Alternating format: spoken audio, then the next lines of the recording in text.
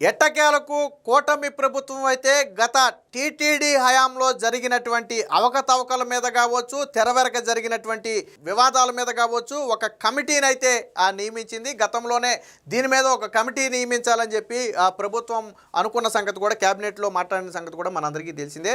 అయితే senior IAS అధికారి, retire IAS అధికారి అయినటువంటి దినేష్ కుమార్ ఈయన ప్రభుత్వ కార్యదర్శిగా కూడా పనిచేసిన అనుభవం ఉంది. సో ఆయన నేతృత్వంలో ఏకసభ్య కమిషన్ అయితే నియమించడంతో పాటు 45 రోజుల్లో నివేదిక ఇవ్వాలని చెప్పి ప్రభుత్వం అయితే స్పష్టం చేస్తూ నిన్న జీవో కూడా జారీ చేయడం జరిగింది. ఇది ఆ రోజు టీటీడీలో అధికారులు కావచ్చు లేదా బోర్డు మెంబర్లు కావచ్చు, సో వారి పాత్ర ఏంటి, వారు తప్పు చేశారా, ఒకవేళ చేసుంటే దానికి ఆధారాలేంటి, నిజంగా తప్పు చేసి ఉంటే వాళ్ళ మీద ఎటువంటి చర్యలు తీసుకోవచ్చు అనే పూర్తి స్థాయి నివేదికనైతే ఈ ఏకసభ్య కమిషన్ అయితే ఇవ్వబోతుంది.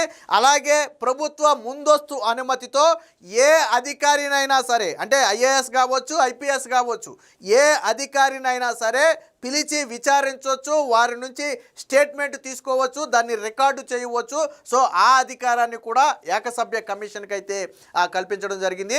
అంటే పొలిటికల్ యాంగిల్లో కాకుండా కేవలం అధికారులు మరియు నాటి బోర్డు సభ్యులు వారి పాత్ర మీదే ప్రధానంగా ఇది ఇన్వెస్టిగేషన్ అయితే చేయబోతుంది. అంటే పాలిటిక్స్తో సంబంధం లేకుండా కేవలం టీటీడీ లడ్డూ వ్యవహారం మీద మాత్రమే ఫోకస్ చేస్తుంది. ఆల్రెడీ ఇప్పటికే ఆ సిబిఐ రాష్ట్ర ప్రభుత్వానికి ఒక 2 నోట్లు అయితే పంపింది. అంటే వాళ్ళు చేసినటువంటి ఇన్వెస్టిగేషన్ ఆధారంగా రాష్ట్ర ప్రభుత్వానికి కొన్ని సూచనలు సలహాలు చేస్తూ ఏం జరిగిందనేది చెబుతూ 2 నోట్లు కూడా పంపింది సిబిఐ. సో వాటి ఆధారంగా అందులో ఏం చెప్పారు, అందులో అవకతవకలు జరిగాయి అని చెబితే అవి ఏ విధంగా జరిగాయి, అందులో ఎవరి పాత్ర ఉందనేది అయితే వీళ్ళైతే ఇన్వెస్టిగేషన్ అయితే చేయబోతున్నారు. మొత్తంగా ఇది ఒక రకంగా నాడు బోర్డు మెంబర్లకు కావచ్చు, నాటి అధికారులకు కావచ్చు ఖచ్చితంగా ఇది మింగుడు పడిన అంశంగానే చెప్పుకోవచ్చు. ఎందుకంటే సిట్టు నుంచి మనం బయటపడిపోయాం, అంటే సిట్టు విచారణ కూడా ఇంకా పూర్తిగా అవ్వాలి. అసలు అది ఛార్జ్ షీట్ ఇంకా దాఖలు చేయాలి, చేస్తేనే కానీ మనకు వాస్తవ విషయాలు తెలియదు అనుకోండి. బట్ మనం బయటపడిపోయామని చాలామంది సంబరపడుతున్నారు. వాస్తవానికి ఇంకా బయటపడలేదు. రాష్ట్ర ప్రభుత్వానికి చేసిన సిఫారసుల్లో కూడా సిట్టు ఏం చెప్పింది అంటే, సిబిఐ ఏం చెప్పిందంటే భవిష్యత్తులో ఇలాంటి ఘటనలు జరగకుండా కఠినమైన నిర్ణయాలు తీసుకోవాలి, నియమ నిబంధనలను పూర్తిగా ప్రక్షాళన చేయాలనే ఒక అంశాన్ని కూడా గతంలో సిట్ చెప్పింది. అంటే వాస్తవానికి అసలు ఈ మొత్తానికి బీజం ఎక్కడ పడిందయ్యా అంటే టీటీడీ గత కఠిన నిబంధనలను సడలించిన దగ్గరే ఈ కల్తీ నేతికి బీజం పడింది. అసలు పాలు సేకరణ అనే పదాన్నే వాళ్ళు టెండర్ నిబంధనలు తీసేశారు. పాలు అనే పదాన్ని తీసేశారు. అసలు నెయ్యి అనేదే పాల నుంచి వచ్చేది కదా, మరి ఆ పాలు అనే పదమే తీశారు అంటే స్కామ్కి బీజం అక్కడే కదా పడింది. సిట్టు చాలా క్లియర్గా చెప్పింది. అసలు మొత్తానికి తెర ఎక్కడ పడిందంటే నిబంధనలు సడలించడం దగ్గరే పడింది. సో దూరాన్ని పెంచేశారు, వాళ్ళ టర్న్ ఓవర్ని తగ్గించేశారు, అలాగే పాలు సేకరణ అనే పదాన్ని తీసేశారు. ఇలా 1 కాదు 2 కాదు అనేక రకాల సడలింపులు చేయటం ద్వారానే బోలే బాబా లాంటి డైరీలకు వీళ్ళు కట్టబెట్టారు. ఫలితంగా కమిషన్ రూపంలో దండుకున్నారు. మొత్తంగా 250 కోట్ల రూపాయలు టీటీడీకి నష్టం జరిగింది. పోనీ నెయ్యి సరఫరా చేసి ₹1 ఎక్కువ తీసుకున్నా తప్పు లేదు. పోనీ నేతిలో కొద్దో గొప్ప ఎక్కడో కక్కుర్తిపడి ఒక 5% 10% కల్తీ చేశారు అనుకున్నా అది వేరే విషయం. కానీ అసలు నెయ్యే కాదది. మీరు లడ్డూల్లో మొన్నటి వరకు తిన్నది నెయ్యి కాదు. ఏంటది? ఒక రసాయనాల మిశ్రమం. అది ఒక రకంగా హానికరం. ఏదైనా సరే ఒక రసాయన పదార్థం ఇది తిను అంటే మనం తింటామా? తింటామా? తెలిసి తినం. తెలియకుండా నోట్లో పెట్టుకుని తినేస్తే అది వేరే విషయం. తెలిసి అయితే ఎవరు తినరు కదా. అలాంటి రసాయన పదార్థాలను, రసాయనాలతో తయారు చేసినటువంటి లడ్డూలను భక్తులతో తినిపించారు వీళ్ళు. వాస్తవానికి ప్రసాదం అనేది మనం చాలా కొద్ది మొత్తంలో తింటాం కాబట్టి మేబీ అది ఎవరికి ఇబ్బంది పెట్టలేదు. కానీ అదే మనం రోజు భోజనం చేసే టైపులో కన్నా ప్రసాదాన్ని తినేదైతే ఖచ్చితంగా హెల్త్ ఇష్యూస్ కూడా వచ్చేవి. ఇప్పటికి కూడా ఆల్రెడీ మీకు గతంలో ఒక వీడియో చేశాను, నేను వెనక్కి వెళ్ళి చూస్తే మీకు తెలుస్తుంది. గతంలో వైసీపీ హయాంలో కొన్ని కామెంట్స్ చేశారు. వైవి సుబ్బారెడ్డిని ట్యాగ్ చేస్తూ వైవి సుబ్బారెడ్డి పెట్టిన పోస్టుల కింద కొంతమంది కొన్ని కామెంట్స్ పెట్టారు. ఏమని? లడ్డూ తిన్న తర్వాత దురదలు వస్తున్నాయి, లడ్డూ తిన్న తర్వాత కొద్దిగా అజీర్తిలాగా ఉంది, లడ్డూ స్మెల్ రావట్లేదు, నేతి స్మెల్ రావట్లేదు, 2 రోజుల్లోనే పాడైపోతుంది అని రకరకాల కామెంట్స్ పెట్టారు. అందులో ఒక కామెంట్, ప్రధాన కామెంట్ ఏంటంటే, ఈ లడ్డూ తిన్న తర్వాత ఒక 6 నెలల నుంచి ఏదో ఎలర్జీ లాగా ఫీల్ అవుతుంది, ఆ ఎలర్జీ ఫీలింగ్ వస్తుంది, సంథింగ్ ఏదో జరిగింది అని కామెంట్లు కూడా పెట్టారు. సో అది వాస్తవం, కొంతమందికి పడలేదు. ఎందుకంటే అది అంతా రసాయనాల మిశ్రమం. కొద్దిగా ఎక్కువ మొత్తంలోనో లేదా రెగ్యులర్గా వారానికి 1-2 సార్లు దగ్గరలో ఉండి తినేవాళ్ళకు అది ఖచ్చితంగా ఇబ్బందికరమే ఆరోగ్యానికి. సో అలాంటి పదార్థంతో తయారు చేసి పెట్టారు. సో మరి వీళ్ళ కుట్రలను తేల్చాలి కదా. ఇందులో అధికారుల పాత్ర ఎంత ఉంది, బోర్డు సభ్యుల పాత్ర ఎంత ఉంది అనేది కుట్రను తేల్చడం కోసం ఇప్పుడు నియమించిందే దినేష్ కుమార్ కమిటీ. దీనికి సంబంధించిన వార్త కూడా ఒకటి వచ్చింది, ఒకసారి చూద్దాం. కల్తీ నెయ్యిలో వారి పాపం తేల్చండి. రిటైర్డ్ ఐఏఎస్ దినేష్ కుమార్ నేతృత్వంలో ఏకసభ్య కమిటీ ఏర్పాటు. అప్పటి టీటీడీ సభ్యులు, అధికారుల తప్పిదాలపై విచారణ, రూల్స్ సడలింపుపై లోతైన పరిశీలన, అందులో ఎవరి బాధ్యత ఎంత అనేది తేల్చనున్న కమిటీ 45 రోజుల్లో నివేదిక, రాష్ట్ర ప్రభుత్వం ఉత్తర్వులు. అంటే దీనికి ఒక డెడ్ లైన్ కూడా 45 రోజులు, అంటే కరెక్ట్గా నెలన్నరలో ఈ నివేదికను కూడా సమర్పించాలి. ఎందుకంటే అవసరమైతే ఇప్పుడు రాష్ట్ర ప్రభుత్వానికి ఇంకొక ఆలోచన కూడా ఉంది. ఇప్పుడు ఆల్రెడీ సుప్రీంకోర్టులో సిబిఐ తన ఛార్జ్షీట్ని వేయబోతుంది, ఎందుకంటే సుప్రీంకోర్టు పర్యవేక్షణలో ఉంది కాబట్టి.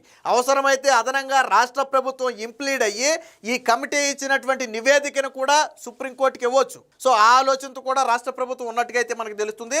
తిరుమల తిరుపతి దేవస్థానానికి కల్తీ నెయ్యి సరఫరా ఉదాంతంలో నాటి బోర్డు సభ్యులు, అధికారుల వైఫల్యాలు, తప్పిదాలను తేల్చాలని రాష్ట్ర ప్రభుత్వం నిర్ణయించింది. దీనికోసం రిటైర్డ్ ఐఏఎస్, ప్రభుత్వ మాజీ ప్రధాన కార్యదర్శి అయినటువంటి దినేష్ కుమార్ నేతృత్వంలో ఏకసభ్య కమిటీని నియమించింది. ఈ మేరకు ప్రభుత్వ ప్రధాన కార్యదర్శి విజయానంద్ అయితే ఉత్తర్వులు జీవో నెంబర్ 458 అయితే జారీ చేశారు.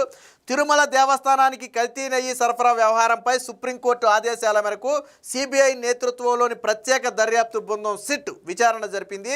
గత నెల 23న కోర్టులో తుది ఛార్జ్షీట్ దాఖలు చేసింది. దీంతోపాటు సిబిఐ జాయింట్ డైరెక్టర్ తన సంతకంతో 2 నివేదికలను రాష్ట్ర ప్రభుత్వానికి పంపించారు. టీటీడీ నెయ్యి టెండర్లలో జరిగిన గోల్మాల్ కావచ్చు, నిబంధనల ఉల్లంఘన కావచ్చు, అధికారుల స్థాయిలో జరిగిన తప్పిదాలు కావచ్చు, బోర్డు సభ్యుల పనితీరు కావచ్చు, అనేక అంశాలను ఇందులో ప్రస్తావించారు. సో టెండర్ నిబంధనలు సడలించడం వల్లే నెయ్యి కల్తీ సరఫరాకు రాచబాటలు పడ్డాయని, అందులో అధికారుల పాత్ర ఉందని చెప్పి సిబిఐ జేడీ పంపించిన నోట్లో ఉంది. సో ఇప్పుడు ప్రధాన విచారణ దేని మీద జరుగుతుందంటే ఈ సిబిఐ జేడీ పంపించినటువంటి నోట్లో ఉన్న అంశాల మీదే జరుగుతుంది. టెండర్ నిబంధనల సడలింపు వెనక ఉన్న కుట్ర ఏంటి, అసలు ఈ ఆలోచన ఎవరిది, సో దీనికి బీజం ఎక్కడ పడింది అనే అంశంతో మొదలుపెట్టి దానిలో నాటి చైర్మన్ పాత్ర ఎంత, బోర్డు సభ్యుల పాత్ర ఎంత, అధికారుల పాత్ర ఎంత, ఇందులో కుట్ర కోణంతో జరిగినటువంటి ఇది ఎంత, అలాగే ఆర్థిక పరమైనటువంటి నష్టం మీద కూడా కొంత విచారణ చేసే అవకాశం అయితే కనపడుతుంది. సో సరఫరా అనేది కల్తీ నెయ్యి సరఫరా అనేది ఘోరమైన అపచారం, నేరం అని పేర్కొంటూ ఇకపై ఇలాంటి తప్పులకు ఆస్కారం లేకుండా టీటీడీలో పాలనా పరంగా, విధాన పరంగా సమూల ప్రక్షాళన చేపట్టాలని ప్రభుత్వానికి సిఫారసు చేసింది. సో ఇదొక కీలకమైనటువంటి సిఫారసు.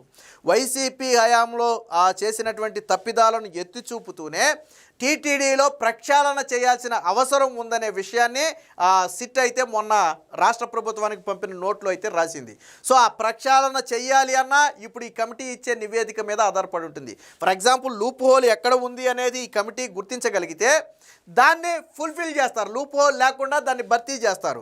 సో అసలు ఎక్కడ తప్పు జరిగింది, అంటే సాధారణంగా మన వ్యవస్థలో అనేక లూప్ హోల్స్ ఉంటాయి. సో ఎక్కడ ఏది జరిగినా ఆ లూప్ హోల్స్ను ఉపయోగించుకునే చేస్తారు. అలాంటి లూప్ హోల్స్ కనుక కనిపెట్టగలిగితే వాటి మీద కఠిన నిర్ణయాలు తీసుకుని నిబంధనలు మరింత కఠినతరం చేయటం వల్ల ఏమవుద్దంటే ఆ లూప్ హోల్స్ ద్వారా ఇలాంటి కల్తీలకు పాల్పడే అవకాశం లేకుండా చేయొచ్చు. కాబట్టి ఈ కమిటీ ఇచ్చే నివేదిక మీద ఆధారపడే రేపొద్దున రాష్ట్ర ప్రభుత్వం ఇంకా రూల్స్ ఏదైనా కఠినతరం చేయాలి అంటే ఆ దిశగా కూడా నిర్ణయం తీసుకుంటుంది. ఈ నేపథ్యంలోనే నాటి కల్తీ ఉదాంతంపై కమిటీ సభ్యులు, అధికారులు పాలనాపరమైన వైఫల్యాలను గుర్తించి వాటి ఆధారంగా చర్యలు తీసుకోవాలని ప్రభుత్వం భావిస్తుంది. అందుకే ఏకసభ్య కమిటీని ఏర్పాటు చేసింది. నెయ్యి కల్తీ ఉదాంతంపై సిబిఐ ప్రభుత్వానికి పంపించిన నోట్లను పరిశీలించి తప్పులు చేసిన నాటి బోర్డు సభ్యులు, సీనియర్ అధికారుల వైఫల్యం వైఫల్యాలు, తీసుకోవాల్సిన చర్యలపై ఈ కమిటీ అయితే ప్రభుత్వానికి నివేదిక సమర్పిస్తుందని చెప్పి నిన్న సిఎస్ విడుదల చేసినటువంటి నివేదికలు అయితే ఉంది. సో కమిటీ పరిశీలించే అంశాలు ఏంటనేది ఇక్కడ స్పష్టంగా ఒక వివరణ కూడా ఇచ్చారు. నెయ్యి టెండర్ నిబంధనలు సడలించడం వెనుక ఉద్దేశాలు, అలాగే దానిలో ఉన్న లోపాలు, అలాగే పాలనా వైఫల్యాలు అంటే బోర్డు మెంబర్స్ వైఫల్యాలను అంచనా వేయటం, టెండర్ నిబంధనలను సడలించడంలో శ్రద్ధ వహించారా, నిబంధనల ప్రకారం నడుచుకున్నారా, ఇందుకు హేతుబద్ధత ఉందా అనేది కమిటీ పరిశీలిస్తుంది. సిట్ గుర్తించిన లేవనెత్తిన వైఫల్యాలలో కమిటీ సభ్యులు, అధికారుల పాలనాపరమైన బాధ్యత ఎంత అనేది గుర్తిస్తుంది. ఇదే ఈ కమిటీ యొక్క ప్రధాన ఉద్దేశం. సిట్ గుర్తించినటువంటి వైఫల్యాలలో నాటి బోర్డు సభ్యుల పాత్ర ఎంత, అలాగే అధికారుల పాత్ర ఎంత, అందులో అందరి పాత్ర ఉందని మనం చెప్పలేం. సో ఏ అధికారి పాత్ర ఎంత ఉంది, ఒకవేళ నిజంగా వాళ్ళ పాత్ర ఉంటే వాళ్ళ మీద ఏ చర్యలు తీసుకోవచ్చు అనేది కూడా ఈ కమిటీ సిఫారసు చేయడానికి రైట్స్ ఉంది. ఫర్ ఎగ్జాంపుల్, ఇదిగోండి పలానా అధికారి ఈ తప్పిదం చేశాడు, సో ఈ అధికారి మీద ఈ చర్య తీసుకోవాలని ప్రభుత్వానికి సిఫారసు చేయొచ్చు. తీసుకోకపోవడం తర్వాత సంగతి. బట్ ప్రభుత్వానికి సిఫారసు చేసే రైట్స్ అయితే ఈ కమిటీకి అయితే ఇవ్వటం జరిగింది.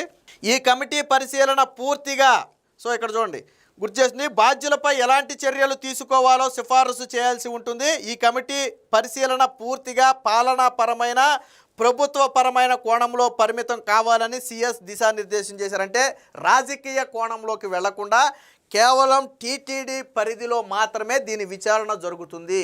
అంటే టీటీడీ పరిధి అంటే ఎవరు ఉంటారు, ఇంకా అయితే అధికారులు అయితే బోర్డు మెంబర్సు. సో ఆ పరిధిలో మాత్రమే విచారణ జరగాలి, రాజకీయ కోణంలోకి వెళ్ళొద్దని చెప్పి నిన్న సూచన కూడా చేశారు. సో విచారణ సందర్భంగా ప్రభుత్వ ఆమోదంతో కమిటీ ఏ అధికారినైనా పిలవచ్చని, లిఖితపూర్వక సమాధానాలు తీసుకోవచ్చని, రికార్డులను పరిశీలనకు తీసుకోవచ్చని తెలిపారు. కమిటీ తన పరిశీలనను 45 రోజుల్లోగా పూర్తి చేసి ప్రభుత్వానికి నివేదిక అందించాలని ఆదేశించారు. కమిటీ విచారణకు టీటీడీ పూర్తిగా సహకరించాలని ఆదేశాలు జారీ చేశారు.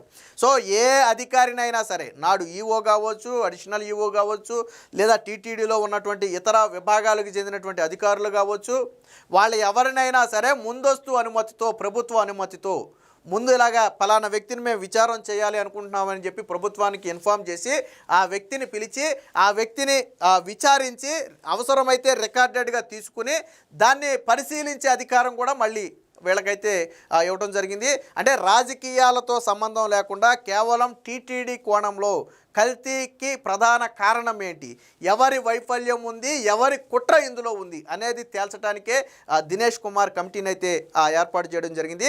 ఖచ్చితంగా ఈ కమిటీ గన మరికొన్ని విషయాలు, మొన్న సిట్ లేవనెత్తినటువంటి విషయాలకు సంబంధించి మరికొన్ని లోతైన పరిశీలన జరిపి మరికొన్ని విషయాలు కన్నా బయటకు తీయగలిగితే ఇది ఈ కేసుకు పురోగతికి మరింత ఉపయోగపడుతుంది. నేను ఆల్రెడీ ఇందాకే చెప్పినట్టుగా ఆల్రెడీ సుప్రీంకోర్టు చేతిలో ఈ కేసు ఉంది కాబట్టి అవసరమైతే రాష్ట్ర ప్రభుత్వం ఈ కమిటీ ఇచ్చినటువంటి నివేదిక ఆధారంగా ఇంప్లీడ్ అయ్యి, గతంలో చంద్రబాబు గారు కూడా చెప్పారు, రాష్ట్ర ప్రభుత్వం తరపున మనం ఇంప్లీడ్ అవ్వడానికి అవకాశం ఉందా పరిశీలించండి న్యాయపరంగాని. సో ఇంప్లీడ్ అయ్యి ఇదిగోండి మేము వేసినటువంటి కమిటీ కూడా ఈ వాస్తవాలను తేల్చింది, దానికి సంబంధించిన ఆధారాలు ఇవి, సో ఇంకా మరికొంతమంది పాత్ర ఇందులో ఉంది, లేదా మరొక కుట్రకోణం మాకు బయటపడిందనే అంశాలను తెలియజేస్తూ అవసరమైతే ఆ సిట్తో పాటు ఇంప్లీడ్ అయ్యే అవకాశం కూడా ఉంటుంది. ఏది ఏమైనా మొత్తంగా గతంలో జరిగినటువంటి పాలనాపరమైనటువంటి లోపాలన్నిటినీ కూడా గుర్తించి నివేదిక ఇచ్చేందుకే దినేష్ కమిటీని అయితే ఏర్పాటు చేశారు. ఒక రకంగా ఇది వైసీపీ నాయకులకు మింగుడు పడిన అంశం.